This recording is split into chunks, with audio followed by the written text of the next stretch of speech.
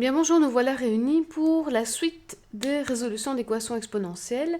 Et donc, il nous restait l'exercice 4 et l'exercice 5, qui étaient différents des trois premiers exercices que nous avons fait dans la vidéo numéro 1. Donc, pour rappel, nous avons résolu la première, la deuxième et la troisième, qui étaient des équations, on va dire, exponentielles plutôt simples, à savoir qu'on a une exponentielle et une valeur, et qui se résolvent assez vite, soit parce qu'on sait faire apparaître une même base, soit parce qu'on utilise le logarithme népérien. Par contre, pour la 4 et la 5, qui n'ont pas été filmées, donc on va les refaire ici, on a plusieurs termes, d'accord? On est dans des sommes différences. Et donc, qu'allons-nous faire? Première étape, on peut tout de suite observer que ceci peut se réécrire à l'aide de la formule a exposant n fois a exposant m est en fait la décomposition de a exposant n plus m. On a l'habitude d'utiliser dans ce sens-là, mais là, nous, on va faire ça autrement. On va réécrire un produit. Donc, on va écrire ici 3 exposant x fois 3 exposant 2. Donc, on garde la même base et on affecte chacun des facteurs de l'exposant qui est situé dans la somme. Donc, premier terme, deuxième terme. Ensuite, si on observe le premier membre de l'équation, on constate ici qu'on a une somme de deux termes et dans chacun des deux termes, on a un élément commun. Donc cet élément commun, on va le mettre en évidence.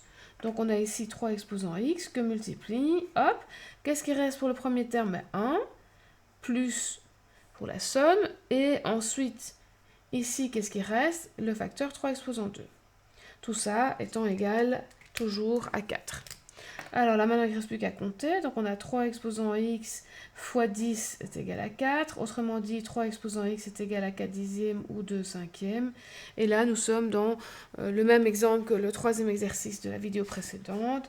Et donc, nous allons faire simplement le ln des deux membres, puisque ça va nous permettre de faire tomber la variable x que nous cherchons. Cherchons sa valeur. Et donc, nous allons avoir ici x est égal à ln de 2 cinquièmes divisé par ln de 3.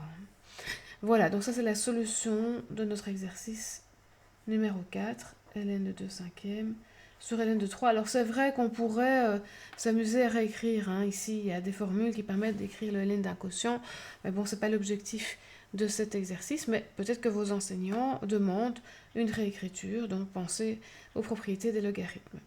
Alors, cinquième exercice, on a ici une équation qui n'a pas de condition d'existence.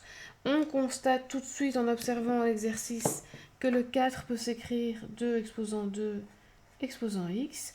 Et même, on sait qu'on peut multiplier les exposants, mais la multiplication étant commutative, on peut aussi dire qu'on a affaire à 2 exposant x exposant 2. Donc ça nous permet d'écrire l'équation sous la forme 2 exposant x au carré moins 10 fois 2 exposant x, plus 16 égale 0. On a donc affaire à une équation du second degré en 2 exposant x.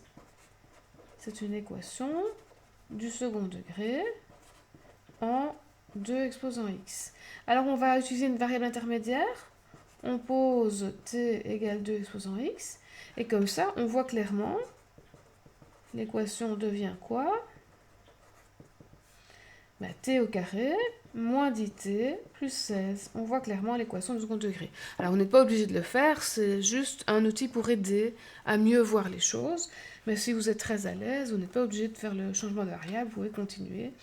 Calculer le delta ou le rho en fonction de comment vous l'avez appelé. Donc, b carré moins 4ac.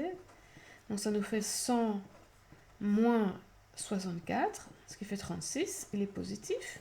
Donc, on peut calculer t1, t2. Moins b10 plus ou moins 6 sur 2 fois a, 2. D'accord? Donc ici c'est moins b, ici c'est racine delta, en plus ou moins, et ici c'est 2a.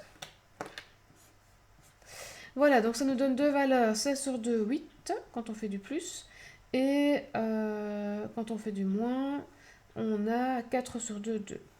Voilà, donc on peut arriver à conclure que 2 exposant x, donc on repasse vers la variable x, qui est ce qu'on cherche en fait.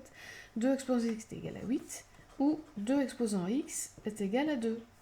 Et ça se résout très vite, hein. Ça, c'est 2 exposant 3, donc on sait que x est égal à 3. Et là, on sait que x est égal à 1. Maintenant, on peut mettre tout le détail avec le log en base 2 si c'est demandé par votre professeur. Donc, finalement, quelles sont les solutions pour cet exercice? On a comme réponse les nombres 1 et 3. Voilà.